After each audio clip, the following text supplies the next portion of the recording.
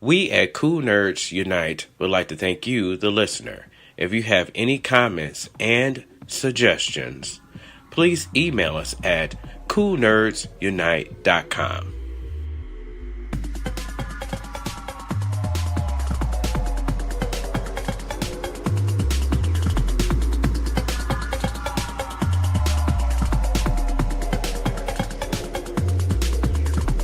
Welcome everybody, fellow nerds. This is Cool Nerds Unite.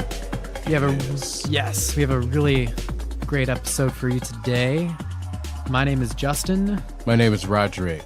And we are here with Ben Streaks, a.k.a. Young Muscle, a.k.a. Architecture in Tokyo. Hello, everybody. What's up, Ben? Not much. Just excited to talk about things that I'm working on right now. Oh, excellent. Things that are going on, projects. Cool. All right, my friend, bring us up to speed. Past few weeks have been busy. I've been working, got a schedule down for a show that's coming up with my friend Joel. We're doing a 4-hour back-to-back set. We're opening up for a dubstep musician named Sleeper, kind of like old school underground dubstep. Cool. Working on a lot of demos right now for a few different labels that I'm very, very fond of. Oh, that's great. Awesome. So just to give you a little bit of just to give you, the audience, a little bit more background, Ben here is probably most commonly known as in the music scene as Architecture in Tokyo, which would be in the realm of the genre of vaporwave. I'm not sure, Roderick, are you familiar with vaporwave at all? Or? Yes, I am. Okay, great. Very cool. Very cool music, man. Very cool. So, Ben, can you tell the listening audience where you're from? Are you from Detroit or? I'm from Detroit. I originally grew up in the suburbs in Sterling Heights where I first started working on my music, but I ended up moving down to Detroit about 4 years ago when I was 18 to start college and to really get a hold on what I wanted to do down here. Gotcha. And where are you going to school? I'm going to school at Wayne State right now. Okay, nice. And are you a music major there or another? I am actually not. I'm a psychology major. Nice. I've always thought about music as a sort of like, do I want to pursue this academically? But music has always been, started off as a hobby and then progressed to something more serious later. So it was never my intended path to go down. I'd always loved psychology and that was my first choice, but music slowly became more involved in my life. Yeah. So how long have you been making music then? I have been making music since I was 16, so it has been 6 years. Nice. So have you always was Architecture in Tokyo the first stage name or? I actually, before I did Architecture in Tokyo, before I was doing disco and all that stuff, I had a bunch of projects that I never released. Or I think Bandcamp the website Bandcamp had popped up around that time. I did a bunch of noise industrial, drone, ambient kind of stuff for a long time, from 16 to maybe 18. I was doing a lot of one of my first inspirations was harsh noise acts like Merzbow and Masana that were it seemed very accessible because it felt like I didn't have to have any musical talent to be able to create noise. It's fun just making because as far as the whole with especially electronic music as a genre, there's a lot more that you can do with it as far as just experimenting with the sonic experience, and especially with your background in psychology, there's definitely a lot you can play with the what goes on in the human brain and how a person can react to different sounds and different experiences that go along with that. That's especially one of the first things that drew me to noise was the idea that all of these different pop and punk and stuff like that all had sort of a different kind of feel to them, of a different emotion, whereas noise felt like a complete absence of that. It was null of any sort of feeling except an extreme pursuit of the pushing the envelope as much as you can. Yeah. That's what artists do. Yeah. Exactly. I feel like that's a good comparison to when you're at the DIA, for instance, and you're in one of the more older galleries and like Renaissance or medieval and or looking at classical art, and it's just like, here's a painting of a garden, you know, you have flower on the right, flower on the left, you know, pillar, pillar. It's very, there's like a pattern to it, but then you get to the contemporary stuff and there's just like a splash of paint on the canvas. And No, that's how I felt about the early noise stuff that I was doing, was that I felt like I wanted to join the ranks of people who were not trying to follow a pattern. They wanted to push the boundary and not conform to any sort of preset idea. Right. They wanted to, you know, if at anything, offend the listeners who had come to listen to that. And part of me as a teenager was like, oh, that's so cool. They don't care about the listeners. They want to do what they want to do. And that attracted me. And I definitely, still even to this day, I still have that idea in the back of my mind of like, it's not all for the listeners. Part of this is what I want to do. Yeah. That makes a lot of sense. Is there someone in the music industry that you would like to work with? In terms of like collaborate, any type of collaboration? There's definitely a few people I would like to collaborate with. My dream collaborations would probably do a few of my favorite producers, Blowan, who's on RNS Records, Randomer and Pangea, who are both on Hessel Audio. They all kind of make like really wonky, off-kilter techno influenced by like early garage and UK bass and dubstep. Kind of like they took influence from Detroit, but then mixed it in with a bunch of other regional influences that they had. Oh, that's cool. Yeah. And yeah, Detroit definitely is. It's where techno was founded. It's techno capital. Yeah, that is very cool. But do you have any scheduled performances? I have one on August 3rd right now. The one I mentioned earlier, me and my friend Joel are playing back to back for 4 hours, and I've never done longer than a 2-hour set, so this is going to be interesting to see how this goes. 4 hours. So you're going to be like mixing live on stage, or? Yeah, it's at the Works. It's at the Works. We're going to be outside on the patio, and me and him are holding down the patio all night on August 3rd. I think it goes from 10 till 4. Hoping I don't have to work the next day, but even if I do, I'm going to... I would definitely be there. Yeah. So with of course, like, you know, with any, you know, most pop music, it's like, hey, you know, you're going to have your guitarist on stage, a keyboardist, your singer. As an electronic musician, what kind of like instrumentation, if you will, or tools would you use on stage to... You know, I've always thought about what I would do if I did a live setup. I know, like, it's traditional for techno artists, especially when they're performing live, like, techno artists, it's usually almost always their live modular gear that they have, all analog and stuff like that. But I always thought, at least with architecture in Tokyo, with all of the disco stuff that I'm doing, if I ever return to a live version of that, I would definitely want to have a live drummer and a live guitarist. Oh, that'd be great. Cool. Yeah. I already talked to one of my friends about being the live guitarist, because my original idea was to have him play guitar on some of the tracks that I was working on, some like disco edits, and then have him play over them. But then after that, I figured, after I pitched him that idea, I said, you know what? Well, if I ever perform live, would you just want to play guitar? Like, you know, I'll send you the guitar tracks and you just learn them, and then we'll practice like once or twice a week.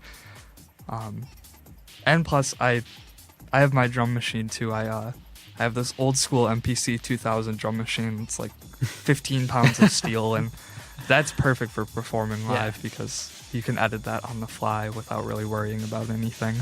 Nice. That's cool. So do you ever use like turntables or anything like that?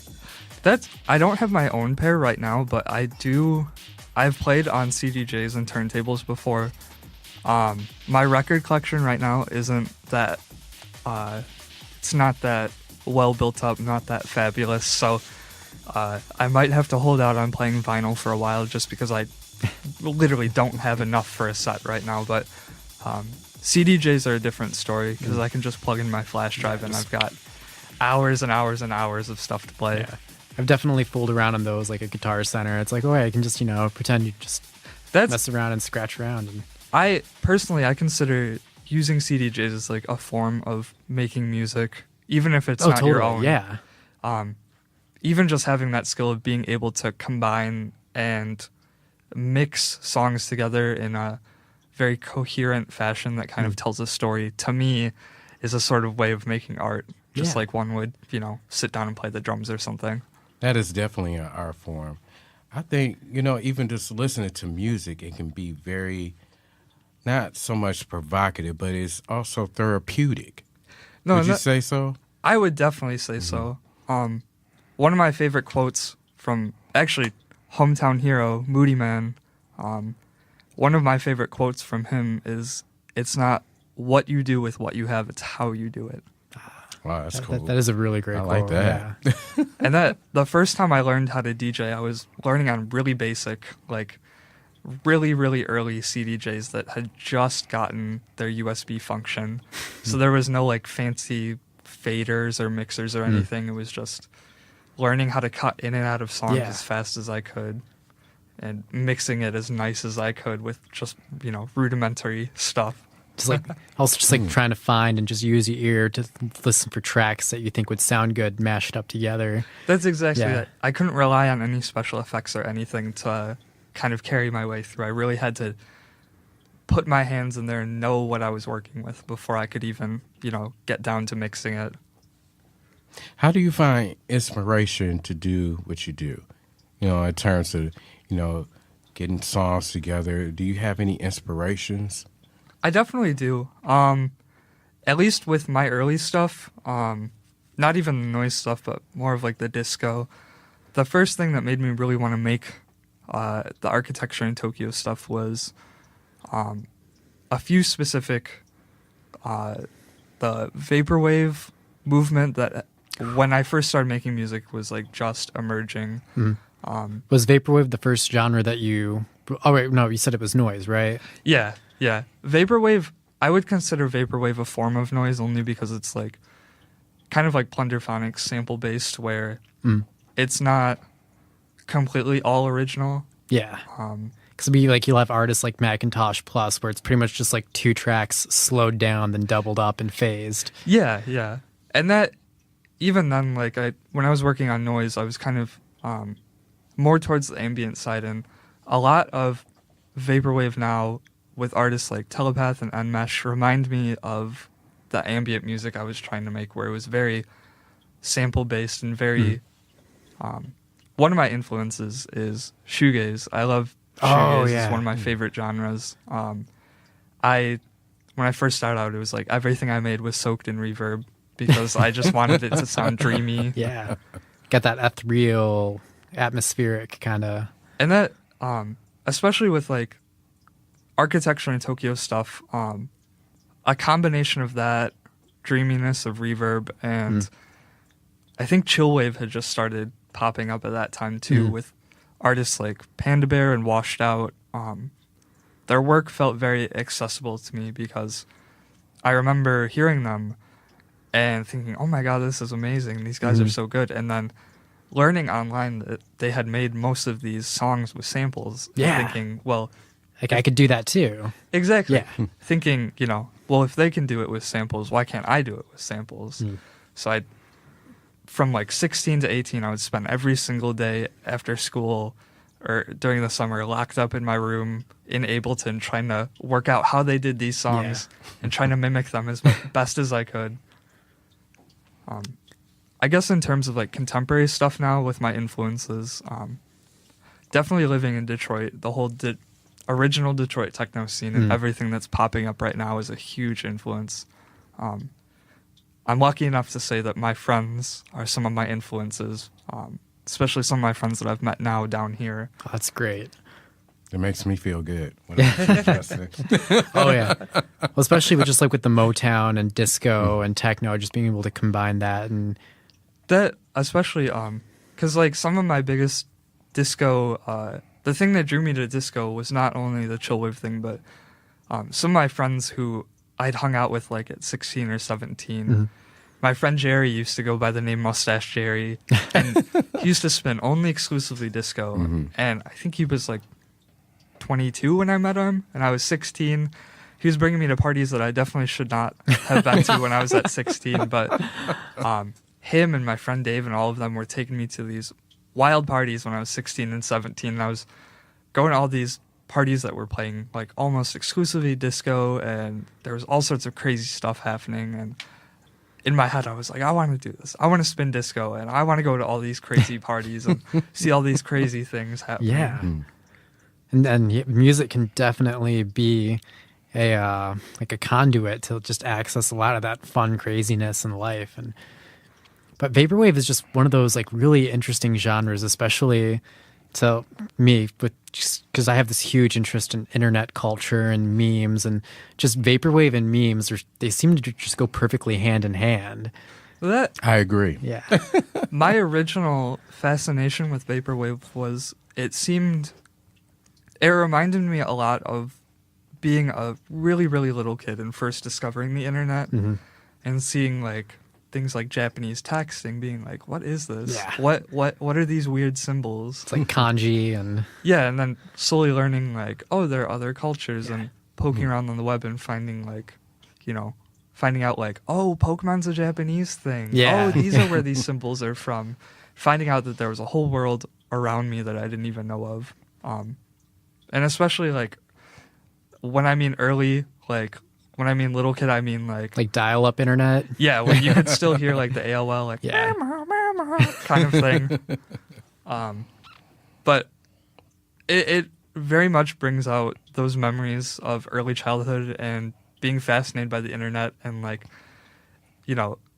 finding like all these web pages of like music that I'd never heard of and, pictures of the pyramids from Egypt and like things from Japan and pictures of the Eiffel Tower from Paris that I was like, Yeah. I never knew. I've only seen this in books. I've never seen this on the internet. I didn't know there was a whole culture around it. It's such an interesting thing to have, especially for our generation, growing up with the internet, just being at I guess the internet technically has been around, I think, since the 60s or 70s. Yeah. But having it around in such a way where you can share music, you can share videos and pictures and images, and growing up with it having such like a huge, just like kind of like, I just always use this as an example when I talk to people from different generations than myself. When I started high school, my school's library used to sell floppy disks to save your word assignments on. I used to buy a lot of those from school. And that was like a thing. Like you'd bring like 50 cents or $1, and then you'd buy, a handful of floppy disks to save your word assignments on. But then when I graduated high school, it was like the cloud was the thing, or you had USBs, and that was the standard. And I don't even think you can buy computers anymore with like a floppy drive or No. That's I actually came across that as of yet. I would like to. even my old my drum machine, the MPC, I just recently switched out. It had a floppy drive, and Oh yeah. I had to buy an external floppy drive for my computer so that I could burn drum samples onto the floppy drive. Dang. And the actual like external one I got broke, so I figured, all right, never mind, screw this. I'm just gonna I found a USB emulator of a floppy drive online. That's great. Took the old floppy drive out of my drum machine and put in the new USB one. So now all I have to do is just plug in a USB to my drum machine. Oh, that's perfect.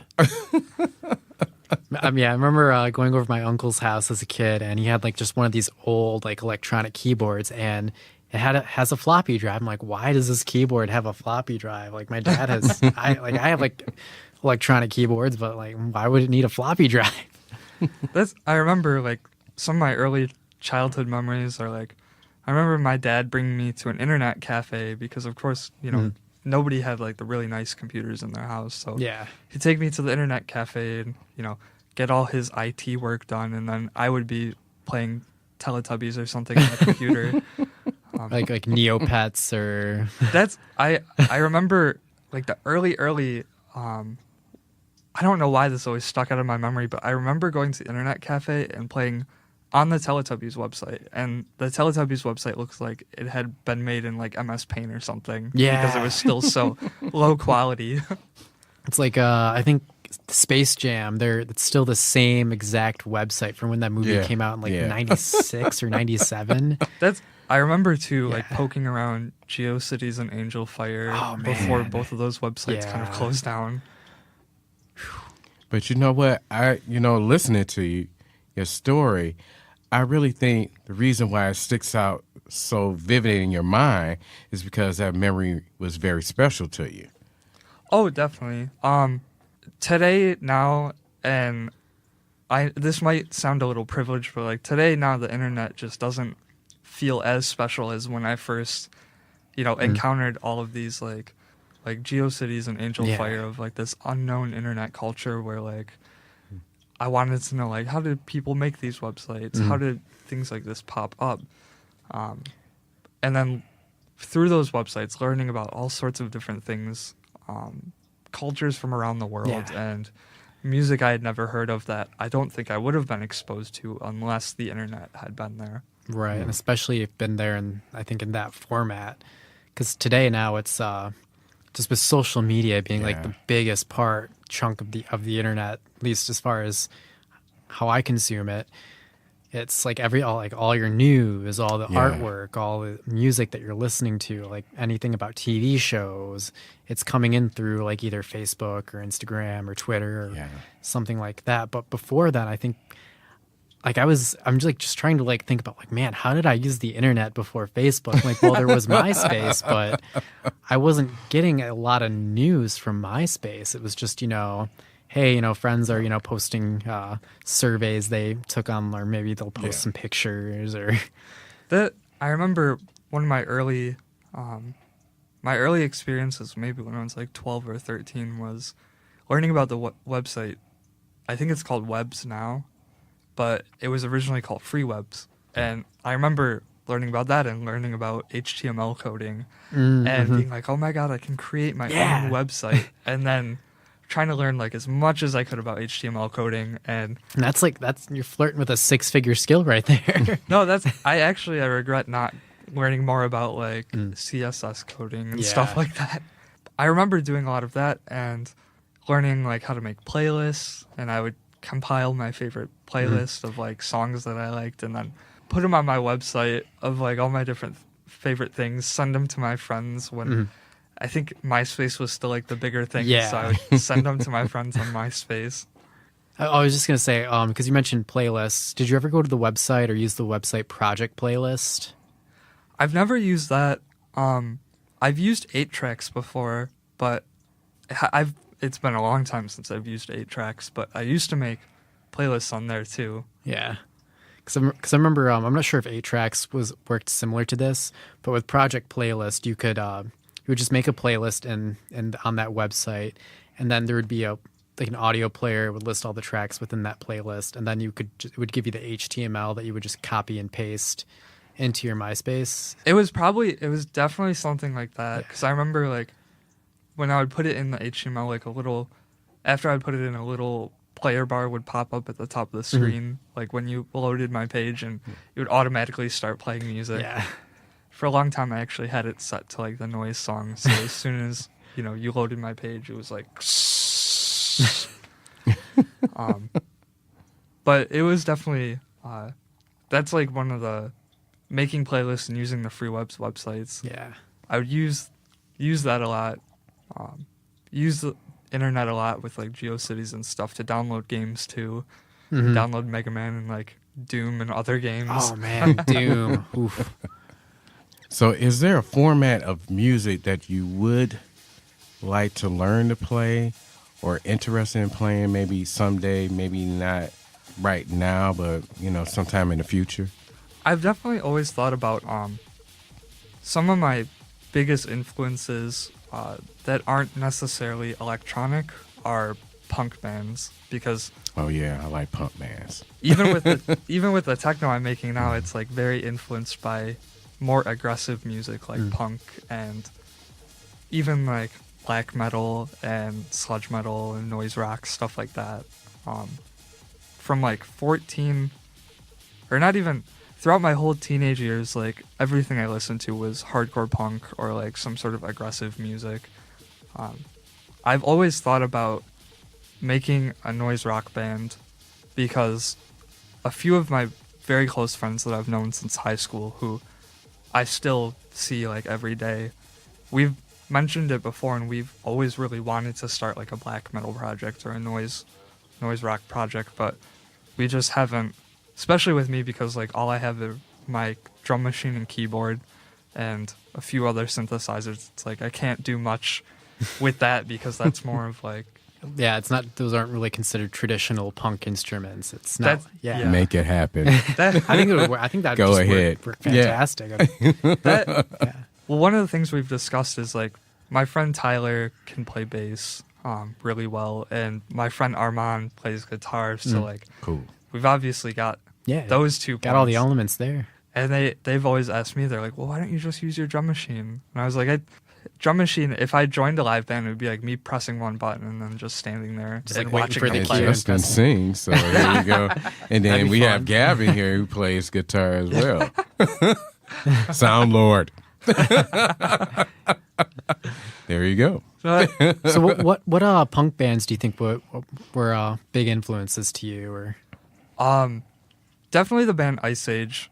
Even to this day, their album New Brigade came out in 2011. Huge influence. I remember the thing that drew me to them was the first pictures of them, because they're from Copenhagen. First pictures of them doing like their U.S. tour was like them with like earrings torn out of their ears where their ears are bleeding, and like Wow. pictures of them with like black eyes and bloody noses, and I guess like fans would like jump up and like grab them and they'd just like sock their fans in the face and be like, don't touch me. it sounds like kind of like mindless self-indulgence, like kind of the stuff they would do. Or That's exactly. They did not care at all about Yeah. what people thought of them. And I guess that ties back around to the influences, is like me being like, oh, that's so cool. They don't care what, they don't I don't care. think you would like to be socked in the face. No, not at all. Or someone pull your ear. And They I don't definitely, think you would like that too much. they've definitely calmed down. I saw them on New Year's Eve, and they're definitely, they put out a few albums since their first one, and they've definitely calmed down, because I think they were all like 17 or 18 when they first started with their first Okay. album. oh yeah, Some growth and some maturity there. Yeah, I think now the lead singer's married, so like he's definitely yeah. calmed down. so you got a wife to go home to, and she doesn't want bleeding, want you bleeding all over the house. Well, honey, it's all part of my life here. I'm just going to continue to bleed. It's like funny thinking, because you have like Green Day or Blink-182. Oh, yeah. It's like those guys are married and they have kids now, and Yeah. It's almost hard to believe, but Yeah. very true. I think besides Ice Age, definitely Lightning Bolt. That was my first concert, was seeing the band Lightning Bolt, and my friend broke his glasses and I lost one of my shoes. Oh, wow. that sounds like a great story. That Lightning Bolt was definitely a crazy experience. I was 14 when I went, and I don't think I was ready to be in that. So that was your first concert, just period? Like you never went to any other type of musical? No, my first real concert that I went to alone. I had gone to concerts with like my mom and stuff, but I never. My actual first real concert experience was Lightning Bolt, which is like super aggressive noise band. I remember someone was in a wheelchair at the very front of the audience, and when they started playing, like people were pushing up against each other so hard they were falling over his wheelchair. Oh, my man. God. And Really? It was in a teen community center, and the ceiling was probably about as low as this ceiling. So people were like, when they would stage dive, they'd literally like get thrown into the ceiling tiles and like, bounce back down. Wow. I don't know why the That's intense. I don't know why the teen community center decided to have them there, but I don't think they've ever had anyone play there after that. Oh, because geez. I wouldn't think realized so. they realized it was a really bad idea. Wow. So Roderick, what was your first real concert? My first real concert was Beck. To see Beck. Beck. Yeah, Really? that was Oh, about nice. Yeah, Beck was one of those concerts. I was like, okay, I've always liked this music. So it's about time to go to a concert. And to see him up there performing, it was great. Yeah, especially an artist like Beck. That would be I love Beck. Beck is crazy good. That's probably one artist that I would kill to see is Beck. And he's very good. He's a very good performer. And he gets into music. He loves the audience. You know, he takes time in between sets, talk to the audience. It makes you feel like, hey, this guy really cares. I spent about $35. He really cares. Man, that sounds like a bargain today. Yeah. What about you? Let's see. Well, What about you, Justin? the very first concert I ever went to, I know this, I mean, it's a concert that my parents got tickets for, but I still remember it just because it was the first time I saw a band where it's like, oh, I've heard them on the radio. I was maybe 5 or 6 years old, and it was before it was DTE Energy Center. It was still Pine Knob, and I got to see the Doobie Brothers. Oh, wow. I heard they would give a great performance back in the day, too. And I just remember like being a kid and thinking like, whoa, like these guys are famous. I've heard them on the radio and all this. Like my parents have their CDs and stuff. Like seeing them on stage and just all those guitars lined up. And What about you, Gav? Sound Lord, chime in. Your first concert, my friend. I really can't remember other than an embarrassing one. I went to a Christian rock festival called Ichthus. wait, like it was named after the fish? Yes. Oh, wow. Named after the fish. And That's great. I was like 13 and I was like, this is cool. I feel weird about some of the things on people's T-shirts, but you know, like, Or there you have it. There you have it. I definitely think what you said about like good performances definitely stuck with me because not even Lightning Bolt or any of that, but around 16 or 17 I saw Beach House, and not to talk badly about them or anything, but Yeah. I remember going and being so excited in line and then seeing the opening act and being like, wow, this band is great, and then seeing them perform and thinking in my head like, man, I wish I was just at home right now. I feel like I wasted money on this ticket. They were not an entertaining band to see live at all. And that stuck with me as like, okay, if I want to go to a concert, I want it to be like crazy fun. Right. Oh, yeah. I want to be memorable, man. I remember good standing way. around in the crowd for Beach House, looking at my watch, thinking like, when is this going to be over? I want to go home. And There's definitely a lot of artists out there, and it's just what you hear on the album is not going to be what you hear when you see them live. exactly. And sometimes it's like, wow, there's a lot in post-production, and there's still a lot of talent and skill that they put into the production of that album. But when you pay money to see them live, you want to there's some expectation that there's going to be some differences. Yeah. And there's going to be some differences in instrumentation. Like they're not going to have a full orchestra necessarily. Some parts are going to be pre-recorded. Some parts are just going to be omited. Like if there's one guy singing all the harmonies, unless he has a backup track, it's just going to be that one vocal line. I have to say I haven't personally experienced any concerts where I saw it live, unless it was like a YouTube video of like, wow, this band really sucks live. But man, I've definitely heard a lot of interesting, disappointing live concert stories of, I'm just gonna say this, great artist, great musician, but I've heard a lot of stories of Bob Dylan concerts, for instance, not being that great, especially today. And like I say this with the utmost respect. Love Bob Dylan. Yeah. But like, hey, like people would say, hey, we couldn't really hear him. I wasn't sure if he was mic'd correctly, and just his voice isn't as great as it used to be. But still, it's Bob Dylan. You go to experience the. Wow. Yeah, you go for that experience of saying, hey, I saw Bob Dylan live, but at the same time, it's you want to be able to actually hear what you came to see.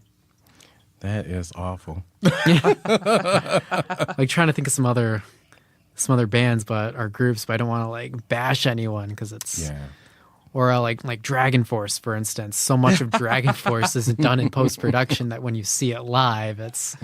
I almost went to go see them the last time they came around to Michigan just because I wanted to. I thought it would be so funny to see Dragon Force. They're just like, to me, they're the epitome of like ridiculous. Yeah. Because anytime I think of them, I think of like Guitar Hero when I was 12. Like, oh man, everyone's like, Dragon Force is the hardest band on the whole Guitar Hero like playlist. You got to play that song. Yeah, like, you got to 5-star it. Yeah, there's so many YouTube videos of people 5-starring Through the Fire and Flames and. So, what would your utmost comments or statement that you would make or tell someone that's getting or want to get into the music industry? What would you suggest that they do? I definitely, to any up and coming or aspiring musicians, I would definitely say things take a lot of time and it takes a lot of practice, but if you aim for something and you really put your dedication into it, there's no doubt that you might not get where you want to be, but you'll definitely land among where you want to be. You'll be somewhere on the spectrum of where you first envisioned yourself. Even if it's not necessarily like, nobody's going to go from like learning Ableton one day to playing a huge club like Berghain the next day. But if you put in the practice, you'll definitely end up where you want to go. I think that's great. That's great advice. That's cool, man. All right, well, thank you so much, listeners, for tuning in to Cool Nerds Unite. Cool Nerds Unite! Yeah. That was Architecture in Tokyo, a.k.a. Young Muscle, a.k.a. Ben Streaks. Yes. And my name is Justin. My name is Roderick. My name is Ben, and it has been a pleasure. My Facebook is Architecture in Tokyo. My SoundCloud is Architecture in Tokyo /Young Muscle. If you Google Architecture in Tokyo, I'm sure that, as well as YouTube videos, some my pages will pop up if you Google them. And my booking email is youngmuscledetroit@gmail.com. Wonderful, my friend. Yeah, Thanks thank for you so coming much. in. Yeah. Oh, of course, my pleasure. Thank you so much, Ben. And remember, as always, Stay nerdy.